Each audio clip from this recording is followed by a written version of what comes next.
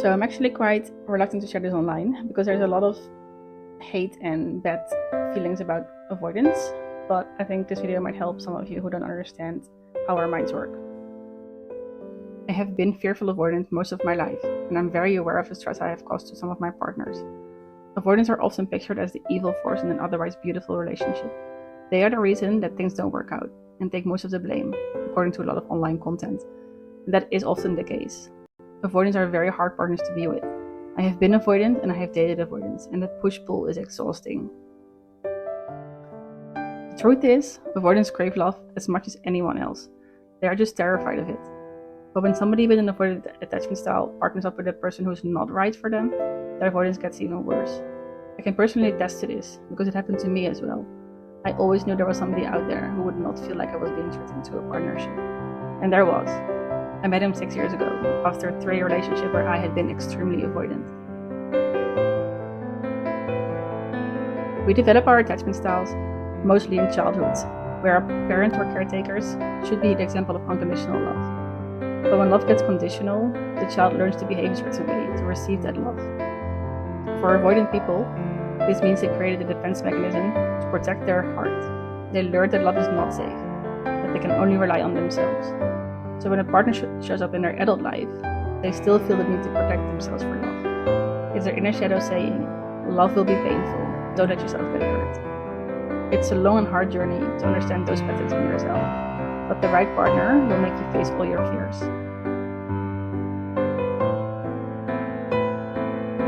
When I'm talking about the right partner, I don't mean it's some magical person who suddenly heals the avoidance. Quite the opposite. It's a person who reflects everything back at them. Their wounds, their triggers, their unresolved traumas. And because they are the right partner, this time they can't look away. They will be forced to look in the mirror, because that partner came into their path to teach them something.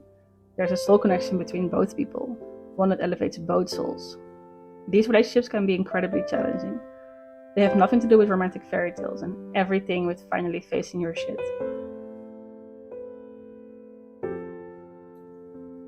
The one might not be somebody who stays with you forever.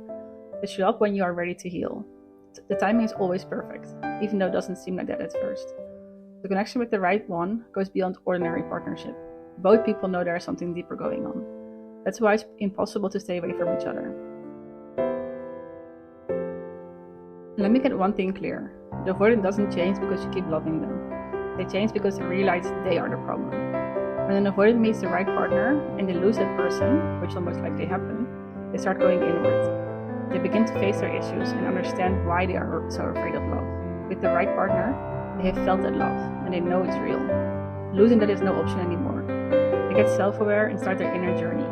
If they don't, they're not ready to heal and they will move on quickly to the next person. They probably hadn't met the right partner yet.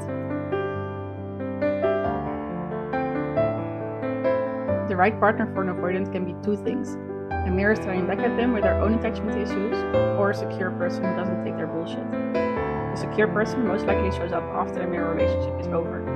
The avoidant had time to heal their issues and is now aware of their patterns.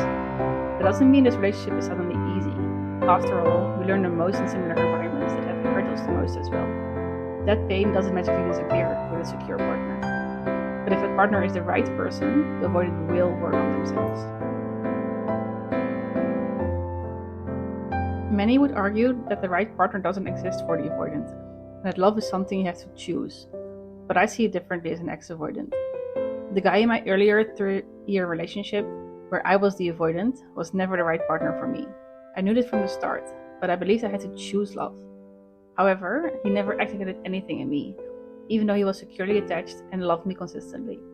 I was not ready to face that part of myself yet, and he just annoyed me most of the time. Because when I did meet the right partner 1 year later, a bomb exploded in me. There was nowhere to run to, and I had to face myself. I had a soul contract with that person long before I started dating, and it activated as soon as I met him. Contrary to popular belief, soulmates are not always romantic love stories. Instead, they come to initiate you into the version you're always supposed to become. Carl Jung calls this the activation of the anima and animus, your inner repressed masculine or feminine. Your soulmate reflects that missing piece back to you, but not to be the codependent on them. They activate it so you can find it in yourself. Without them, That is the wholeness that an avoidant is missing before they realize it. The right person might not be somebody who stays forever. They help them find the way back to themselves. So how can you tell if the avoidant has met the right partner? There are some subtle signs.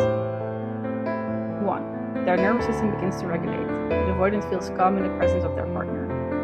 2. They feel recognized and understood. There's no blaming and guilt tripping, but an energetic connection. 3. They open up emotionally, even though it scares them. They are more present with their loved one. 4. They initiate contact and allow physical closeness for longer periods. 5. The avoidant begins sharing their fears and shows their vulnerability. 6. They are open to inner work and show interest in their own attachment style. When I was with the wrong partner, none of these happened for me. I was very stuck in my avoidant behavior and kept blaming my boyfriend for feeling that way. When I met that soulmate, my walls started solving really quickly. As a fearful avoidant for nearly my whole life, I know how it feels to be on both sides of the attachment spectrum. Being anxiously attached is no joke either. And for the anxious partner, it's also true that the right partner will initiate their healing process. For me, that healing starts with shadow work. It's the work you do to face yourself. No talk therapy, no distractions, no pills to regulate yourself, just you and your wounds. This is not easy work and will expose many hidden layers of your psyche, but I believe that self-awareness is the key to every healing journey. Without that, you'll just fall back into your own patterns. I wrote a shadow journal, especially for attachment styles, and it's based on Carl Jung's wisdom of the shadow archetypes. It might help you if you're ready to go inwards and figure out your own triggers and wounds. I will post a link in the description of the video if you're interested in this. After the avoidant has started their healing journey, they will realize that their relationships are the real path to consciousness. They will learn that intimacy doesn't equal the loss of the self. Finally, they start to develop secure bonding behaviors and have less need to pull away. When they do feel that pull, they notice their own triggers showing up again, and they will find ways to regulate themselves. They see their partner as somebody to collaborate with, not somebody to run from or compete with. And they will come back with a repair instead of shutting down after a conflict. The right partner will be the catalyst for the transformation of an avoidant, and they need that person to overcome their issues. I'm not together anymore with the soulmate who initiated me, but it was exactly his purpose. I don't believe we have only one soulmate, but when you meet one, you will know it. And the next one will also show up at the right time. This might be extremely hard to hear for some of you, but if you're not the right partner for the avoidant, let them go. You will only hurt yourself more by holding on. They will not change just because you love them. They have to love themselves first before they can return that love. It's very painful to realize that the best act of love is sometimes to let somebody go on their own way. You cannot heal them. If you are the right partner for them, they will realize what they lost and they will come back with self-awareness. If they don't come back, there will be another right one for you as well. If you watch this and you feel strongly that you are the right one, what to do with the avoidant? They might still withdraw or become emotionally overwhelmed. As their soulmate, you have to stay in your own energy. Don't change or pressure them. Stay grounded and calm. Don't let them enter your energy field when they push back.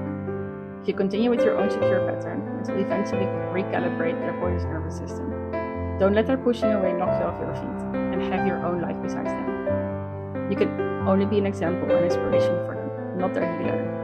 Don't be afraid to be firm with your boundaries. An avoidant has to learn that their behavior is not okay. It took me 5 years, from the moment I realized I was avoidant, to become secure. These years were extremely hard. I entered the darkness of the soul and learned all about my childhood wounds. This journey is not easy, and many avoidants will go back to their usual behavior, which is where they feel safe. But I'm so grateful I kept going and faced myself. When I do attachment tests now, the result is secure, and it feels so good. I trust myself, I trust others, and I trust love. And in the end, that's all that matters.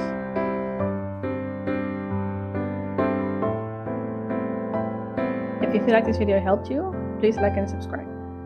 And don't forget to check out my shadow journal in the description box below. Hope to see you in the next one.